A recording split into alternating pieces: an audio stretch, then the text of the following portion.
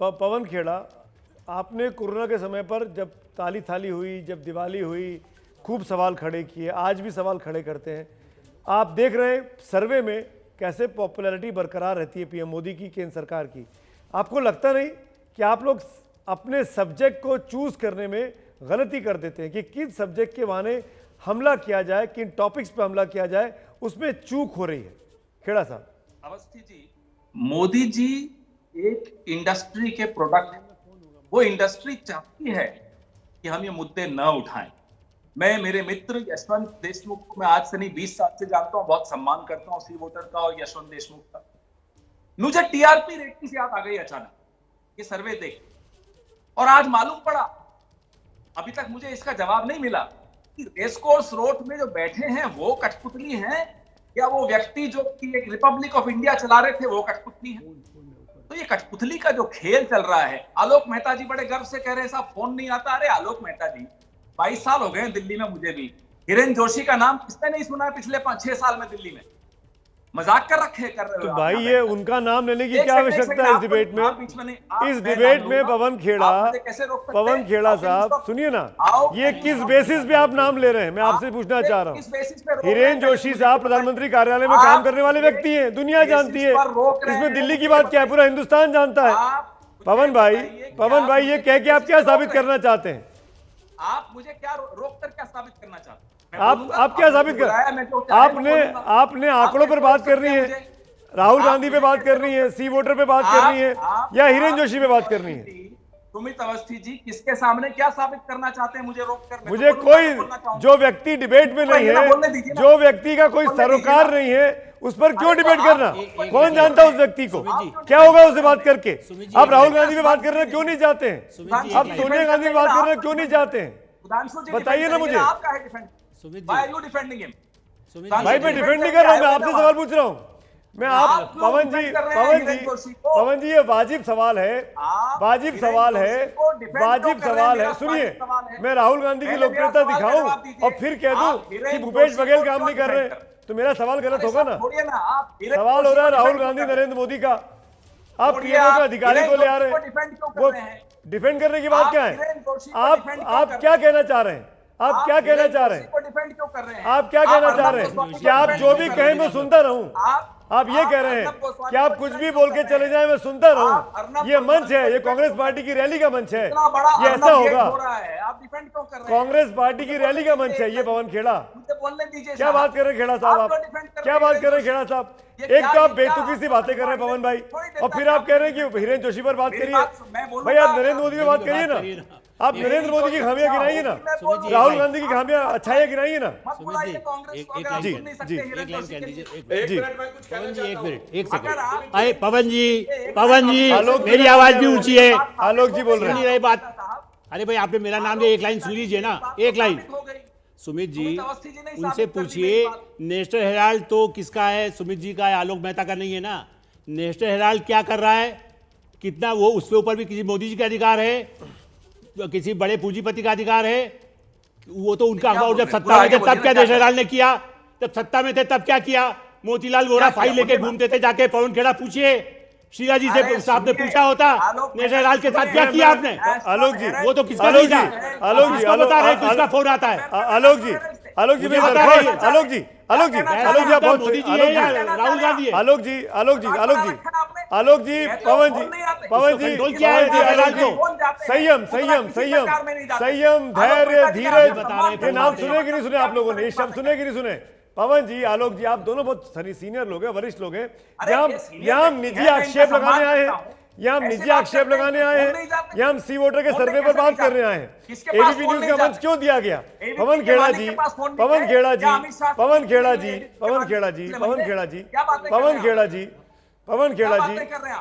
जी सुनिए तो सही। पवन खेड़ा जी सुनिए ना, आपको रिपब्लिक ऑफ इंडिया पे बात करनी है, नेशनल हेराल्ड पे बात करनी है, सी वोटर के सर्वे बात नहीं करनी है। संजय बारू से पूछिए मीडिया को क्या करते हैं। रशीद किदवई, पवन खेड़ा रशीद किदवई बोलेंगे आप। सुधांशु जी मैं आ रहा हूँ, प्लीज हम रशीद। विषय से भटक रहे हैं। सबसे बड़ी बात है कि सी वोटर का सर्वे है, उसके ऊपर हम फोकस करें। उसमें बड़ी महत्वपूर्ण बातें आई है। क्या कारण है भाजपा के लिए भी? देखिए, सोच का विषय है, चिंतन का विषय है कि पहले जो 7 मुख्यमंत्री आ रहे हैं परफॉर्मिंग चीफ मिनिस्टर, उसमें भाजपा के मुख्यमंत्री नहीं है, उस पर बात करिए ना। तो ये एक बहुत बड़ा मुद्दा है। देखिए, नरेंद्र मोदी के नाम पे कब तक भाजपा जो है अपना इस तरीके की पॉलिटिकल खेती करती रहेगी? क्यों ऐसा क्या कारण है कि यही सी वोटर में, जिसमें मोदी जी को इतना आगे दिखाया जा रहा है, वहां पर यह भी बताया जा रहा है कि पहले 7 मुख्यमंत्री जो हैं उनमें से कोई भी भाजपा का नहीं है। बिल्कुल, और वर्ष मुख्यमंत्री सीएम के भाजपा के त्रिवेंद्र सिंह रावत और खट्टर साहब। एक और खास बात है, इस पर बात नहीं करेंगे पवन खेड़ा, पर उनको बात कहीं और करना है। मैं लौटूंगा, मैं अरे मुझे आप मौका दीजिए। अबे दुबे बहुत देर से शांत बैठे आप बीच में मत बोलिए बस। इतना सब खेड़ा जी बोल रहे हैं, अबे दुबे बोल रहे हैं। दिल्ली का घेरा डाले हुए है। एक असाधारण बात है, उसने मोदी जी की लोकप्रियता में 10% की गिरावट दर्ज की है। उसने केंद्र सरकार की लोकप्रियता में 15 से 17% की गिरावट दर्ज की है। ऐसा पहले कभी नहीं हुआ।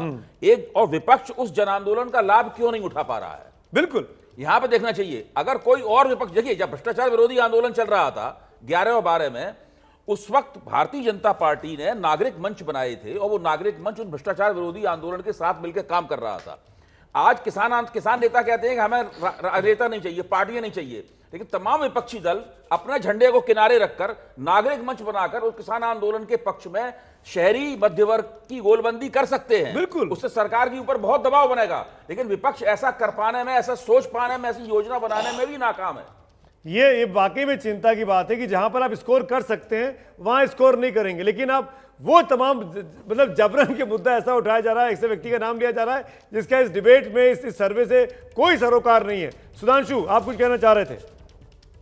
एक तो जो अभय दुबे जी ने कहा और साफ कर दिया कि बुरे से बुरे दौर में यह सर्वे है।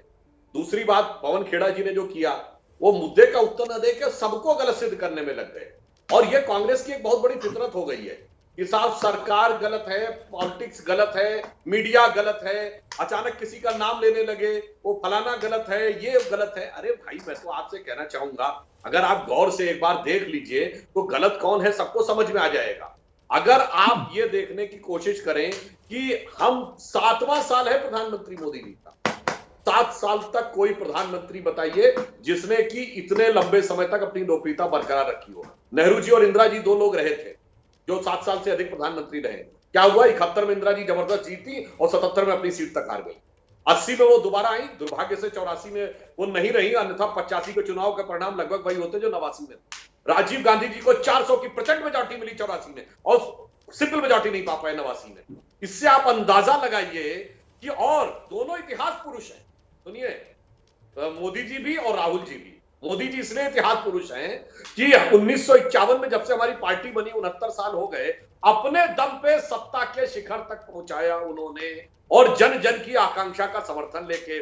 और राहुल जी इसलिए इतिहास पुरुष हैं कि 136 साल के इतिहास में सबसे बुरे दौर में न सिर्फ पहुंचाया, बल्कि पहली बार, मैं ईमानदारी से कहूंगा, कांग्रेस का नेतृत्व तो नायक या खलनायक रहा हो, पर परिहास का पात्र कभी नहीं बना था, परिहास का पात्र बनाया। इसलिए पवन खेड़ा जी, मैं कहूंगा, मोदी जी पे आक्षेप करने की बजाय एक पंक्ति ध्यान रखिए कि बुरा जो देखन मैं चला, बुरा न मिला सुमित जी, जो दिल खोजू आपना, मुझसा बुरा न खोज। जी पवन जी। सुमित, आपको बुरा लगा? नहीं, मुझे नहीं बुरा लगा। मैं आप ऐसे मैं- डिरेल हो अब जाएंगे, आप- मैंने अब सोचा आप- नहीं था। मैंने नाम लेके कहा था कि मुझे 8 बजे के डिबेट में पवन भाई चाहिए, बड़ा अच्छा डिबेट करते हैं, पर आप ऐसे डिरेल हो जाएंगे ये मैंने सोचा नहीं था पवन भाई। सॉरी, होगी, लेकिन आपको बड़ा आप भावनात्मक हो जाते हैं जब मैं नाम लेता हूं तो अच्छी बात नहीं। सुन लीजिए, इसमें भावना से क्या भाई, संजय बारू साहब भी तो थे मनमोहन सिंह के साथ, हर प्रधानमंत्री के साथ एक ओएसडी मीडिया रहता है। हम सुबह से शाम इसमें तक क्या आपको छुपाने की बातें- बात है नहीं, भाई? नहीं, आप तो सुनिए। अधिक मुख्य प्रधानमंत्री आपने देखे हैं, आपको बुरा नहीं मानना चाहिए। सुन लीजिए, मैं क्यों बुरा मानूंगा? आप ऐसी अभी तो कह रहा हूं, डिरेल बातें करेंगे पवन भाई, तो मैं डिफेंड नहीं करूंगा क्या? मैं सर्वे पे बात करने बुला रहा हूँ कि किसी व्यक्ति पे बात करने बुला रहा हूँ? बोल दिया आपने तो मैं बोलूं थोड़ा सा। हाँ बिल्कुल, अगर आप मुझे छेड़ेंगे तो मैं बोलूंगा, अगर आप मुद्दे पर बात करेंगे तो मैं बात करने दूंगा। थोड़ा सा बोलने की मेरी स्वतंत्रता बोलने की होगी, थोड़ी बहुत को मुझे करने दीजिए साहब, जी। तो मैं चुप बैठ जाता हूँ। जी बोलिए। हमारी मित्र आई हुई है प्रियंका जी, उनको मेरा समय दे दीजिए अगर आप मुझे बोलने ही नहीं देना चाहते। जी बोलिए। एक व्यक्ति की छवि को बनाने के लिए जो अरबों रुपए लुटाए गए, और जो हिरेन जोशी जी के माध्यम से सुबह से शाम तक फोन जाते हैं कि अब ये चलाइए, ये मत चलाइए, सिर्फ एक व्यक्ति इतना ज्यादा कि उसकी पार्टी की छवि खराब होती सुनिए। जा रही है, आपके सर्वे में दिख रहा है। आपका सर्वे दिखा रहा है कि भारतीय जनता पार्टी की क्या स्थिति है। ये सर्वे तो गलत नहीं बोल रहा, मैं यशवंत जी के सर्वे आज से नहीं देख रहा, ये सर्वे बिल्कुल सही बोल रहा है कि भारतीय जनता पार्टी की स्थिति एकदम खत्म होती जा रही है। क्यों? क्योंकि वो एक व्यक्ति अपने आप को पार्टी से, अपने आप को देश से, अपने आप को विश्व में सबसे भाई बड़ा अगर समझता है। धोनी और सेंचुरी उसको मारता है तो इंडिया टीम के खाते में जाता है ना। अगर नरेंद्र मोदी अच्छा कर रहे हैं तो बीजेपी का अच्छा हो रहा है ना। आपको बीजेपी की इतनी चिंता क्यों है भाई पवन खेड़ा साहब? आप कांग्रेस के बारे में क्यों नहीं बात कर लेते हैं? आपको इतनी परेशानी, आप कांग्रेस के बारे में क्यों नहीं बात करते हैं? अपनी पार्टी के बारे में बताइए ना। जब मैं प्रधानमंत्री पद की पसंद में राहुल गांधी 11% पे क्यों है? सुधांशु जी के बीच में बोलते हैं, वो भी तो राहुल जी के बारे में बोले जा रहे थे, वो भी तो चिंता राहुल जी की कर रहे थे, तो मैं क्यों नहीं बीजेपी के बारे में बोलूं? तब तो आपको कोई परेशानी नहीं हुई। नहीं, मैंने तो सिर्फ फैक्ट बोला था भाई। तब तो आपको कोई परेशानी भाई नहीं। राहुल गांधी के वक्त में कांग्रेस की सबसे कम लोकसभा सीटें आई कि नहीं आई? बताइए, इसमें क्या गलत था? मोदी अपनी पार्टी से ज्यादा महत्वपूर्ण है और सुमित अवस्थी जी उनके खिलाफ एक शब्द नहीं सुन पा रहे। क्यों साहब, इतने महत्वपूर्ण हो गए क्या? भाई सुमित अवस्थी को अगर शब्द नहीं सुनने होते तो मुझे बताइए पवन खेड़ा, सबसे अधिक लोकप्रिय मुख्यमंत्री में वो नवीन पटनायक का नाम दिखाते कि आपके मुख्यमंत्री का नाम दिखाते? अजीब बात कर रहे हैं पवन भाई। सर्वे पर डिबेट हो रहा है, आप कहां चले जा रहे हैं? और फिर आप हिरेन जोशी के नाम से कांपने लग गए। आप हिरेन नाम की माला जपिए, आप हिरेन नाम की माला जपिए, अच्छा है आपके लिए। और प्रियंका चतुर्वेदी हमारे साथ जुड़ गई हैं। प्रियंका जी माफी के साथ, प्रियंका जी माफी के साथ। पवन खेड़ा आपके पुराने साथी और आपके को मीडिया पैनलिस्ट, कांग्रेस पार्टी में आप साथ में थे। प्रियंका चतुर्वेदी राज्यसभा सांसद हैं, आप शिवसेना में हैं, आप दोनों मिलकर सरकार चला रहे हैं। एक अच्छी चीज़ है इसमें प्रियंका जी, क्योंकि आप शिवसेना को रिप्रेजेंट कर रही है। उद्धव ठाकरे लोकप्रियता के पैमाने में बीजेपी के मुख्यमंत्रियों से आगे हैं, ये बहुत खास बात है। प्रधानमंत्री मोदी और उद्धव ठाकरे के बारे में जब महाराष्ट्र के लोगों से पूछा गया, उस पैमाने में भी उद्धव ठाकरे पीएम मोदी के मामले में ज्यादा आगे दिखाई दिए। इसको आप कैसे देखती हैं?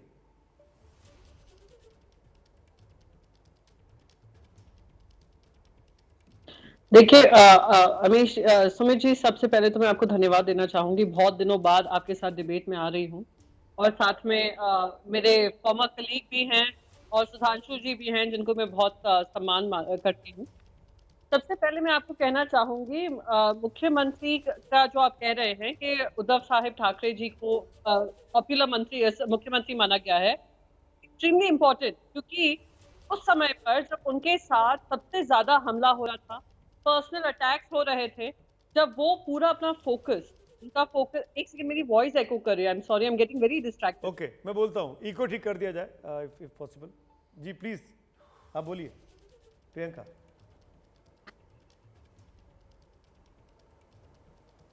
देखिए, जो पूरा साल रहा, नवंबर 2019 में उनकी स्वेरिंग इन हुई थी, उसके बाद से मार्च ऑनवर्ड्स हमने महाराष्ट्र ने लॉकडाउन देखा और साथ ही साथ लॉकडाउन के साथ साथ इतना उन पे पर्सनल हमला हुआ, उनकी सरकार पे हमला हुआ और उनका फोकस सिर्फ राज्य की तरफ रहा कि राज्य को किस तरीके से हम कोविड से उभारें और साथ ही साथ अपनी अर्थव्यवस्था को संभालें। और जिस तरीके से लॉकडाउन के बाद सारे माइग्रेंट लेबरर्स के साथ जो बर्ताव हुआ केंद्र की तरफ से, उसमें भी कैसे कमी लाएं कि हमारे महाराष्ट्र में जो लोग हैं उनको किस तरीके से हर तरीके की सुविधा मिल सके, हमने पूरी कोशिश की और वो आपके आंकड़े आज बता रहे हैं। हम बीजेपी से आगे हों या किसी से भी आगे हों, हम ये मानते हैं कि जनता हमारे साथ है और क्योंकि उन्होंने हमारे काम में सच्चाई देखी, सिंसियरिटी देखी और उसका नतीजा ये आंकड़े दिखा रहे हैं। और आपने ये भी कंपैरिजन किया कि प्रधानमंत्री के मुकाबले वो ज्यादा पॉपुलर हैं, तो वो उनके काम को दर्शाता है कि आज वो इस मुकाम पे आ गए हैं कि वो प्रधानमंत्री नरेंद्र मोदी जी को, बहुत रेयरली है कि कोई चीफ मिनिस्टर उनको मात दे पाए, पर इन्होंने दिया है, तो उसका मैं महाराष्ट्र की जनता को शुक्रगुजार करती हूँ। सुधांशु जी, इसको आप कैसे देखते हैं? उसके बाद में यशवंत आपका एनालिसिस चाहूंगा इसी आंकड़े पर। पहले सुधांशु जी, रिस्पॉन्ड टू प्रियंका। देखिए, मैं आपके आंकड़ों के ही आधार के ऊपर बोलूंगा, इस पे अपनी कोई निजी टिप्पणी नहीं करूंगा। जो प्रियंका जी ने कहा, मात देने की कोई जरूरत नहीं, मात देने के लिए दो दो लोग बिल्कुल घात लगा के बैठे हुए हैं, वो एक अलग विषय है। यहाँ पर आंकड़ा उनके पक्ष में है तो मैं उनकी बात को स्वीकार करता हूँ, परंतु मैं एक बात यह भी कहना चाहता हूँ। अभी पवन खेड़ा जी इतना बोल रहे थे, ये बताइए, प्रधानमंत्री जी की प्रशंसा तो WHO ने भी की, संयुक्त राष्ट्र के महासचिव ने भी की, IMF वालों ने भी की, और तो और टॉम फ्रीडमैन, बड़े फेमस राइटर हैं जिनकी बड़ी फेमस किताब है वर्ल्ड इज फ्लैट। मैंने क्यों उल्लेख किया, उन्होंने भूरी भूरी प्रशंसा की। वर्ल्ड इज फ्लैट का उल्लेख क्यों कर रहा हूं? अरे भाई, एक जमाने में दुनिया में लोग मानते थे कि दुनिया फ्लैट है। अब अगर कोई आज जब दुनिया इतनी आगे निकल गई उसी दौर में अपने को फंसा के रखना चाहे तो अब उसके लिए क्या किया सकता है?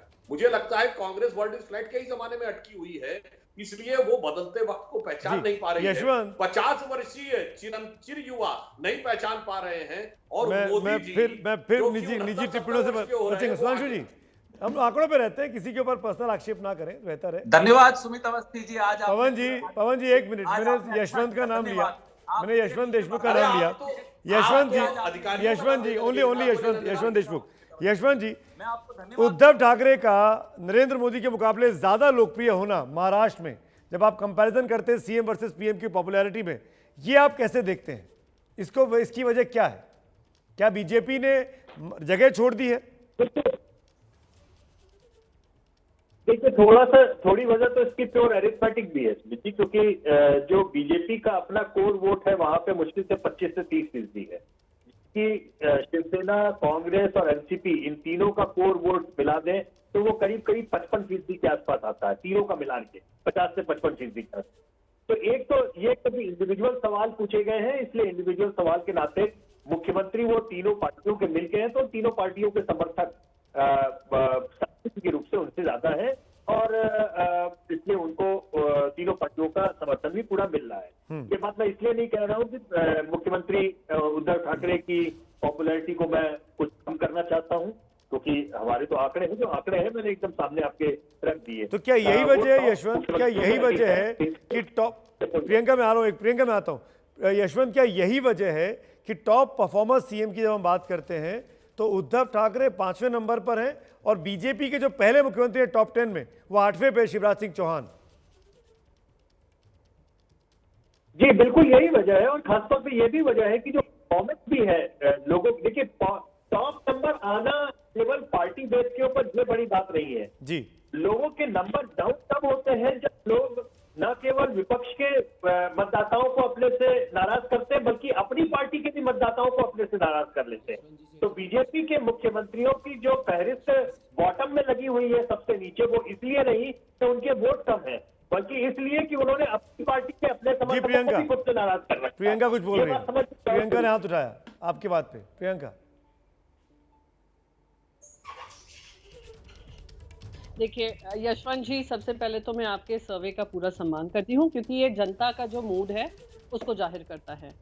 आपका और मेरा ट्विटर पे काफी बार झगड़ा भी हुआ है इस मुद्दे को लेकर। आपने काफी टिप्पणियां भी की थी महाविकास अघाड़ी को लेकर जब सरकार बन रही थी। मैं उम्मीद कर रही थी कि आज आप उसको वेलकम करते, पर आपने उसमें भी एक्सक्यूजेस ढूंढे कि क्यों वो ज्यादा पॉपुलर है।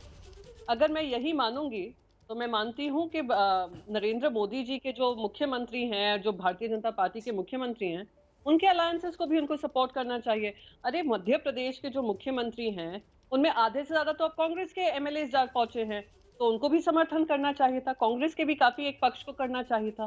पर सच्चाई ये है कि जो जनता की मिजाज होता है और आप खास करके उसको समझते हैं, आप ये एक्नॉलेज करेंगे कि उस समय पर, उस काल में जब सब लोग एक बड़ी पीड़ा से गुजर रहे थे, उस समय पर जब भारतीय जनता पार्टी के दिग्गज नेता सड़कों पे खड़े होकर प्रोटेस्ट कर रहे थे, उस समय पर जब भारतीय जनता पार्टी के पूर्व मुख्यमंत्री गवर्नर हाउस को अपना दूसरा घर मान बैठे थे, उस समय पर जब महाराष्ट्र को उनका जीएसटी नहीं मिल रहा था, फिर भी हम लोग पूरी जिम्मेदारी से जनता की जो भी उम्मीदें थी हमसे, हम उसको निभा रहे थे। प्रियंका, हो सकता है कि आप जो कह रही है बिल्कुल ठीक कह रही हो, पर आपने ये कह दिया कि प्रियंका, लेकिन ये भी सच्चाई है, प्रियंका कि ये भी सच्चाई है कि इस कोरोना काल में बीते 1 साल के अंदर जो सी वोटर का ट्रैकर है वो नरेंद्र मोदी की लोकप्रियता को 71% पे दिखा रहा है।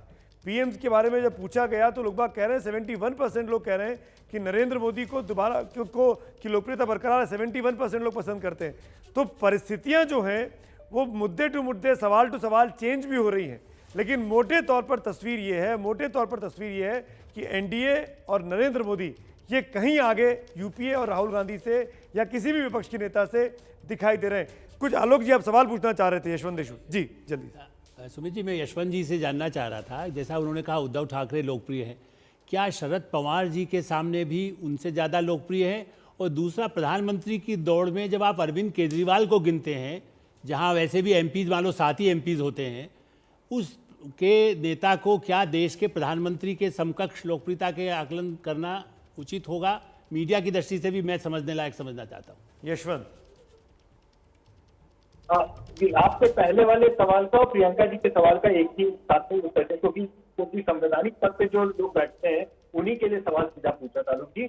और प्रियंका जी, मैंने बहुत स्पष्ट बोला कि मैं उद्धव जी की लोकप्रियता को कम करके कतई नहीं थक रहा हूँ।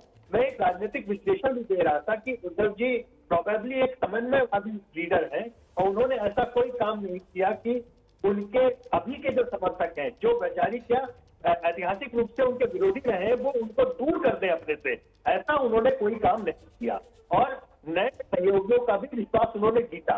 इस नाते मैंने वो एनालिसिस की। आपने शायद मेरी बात को ठीक से समझा नहीं। अब आलोक जी, आप तक से आता हूँ, शरद पवार जी वाला मसला, ये महाराष्ट्र के केस में सीधा नहीं पूछा, लेकिन शरद पवार जी का नाम प्रधानमंत्री पद के उम्मीदवारों की रेस में जरूर वहां पूछा जाता है। वो नाम इतना ज्यादा नहीं आता, महाराष्ट्र आता है, महाराष्ट्र से बाहर नहीं आता। दूसरी बात, बात मैं खत्म करूंगा जी। सॉरी, बीच में इंटरवीन कर रहा हूं, मैं माफी चाह रहा हूं क्योंकि वक्त की कमी भी है, अभी कुछ आंकड़े बाकी भी रह गए हैं, उसको भी दिखाना जरूरी है। यहाँ अभय दुबे जी भी कुछ बोलना चाह रहे हैं, लेकिन माफी के साथ एक छोटा सा विराम यहाँ ले रहे हैं। जब ब्रेक के उस पार लौटेंगे तो उन मुद्दों पर बात करेंगे जो इस साल सुर्खियों में रहे, कोरोना, किसान बिल और वैक्सीन।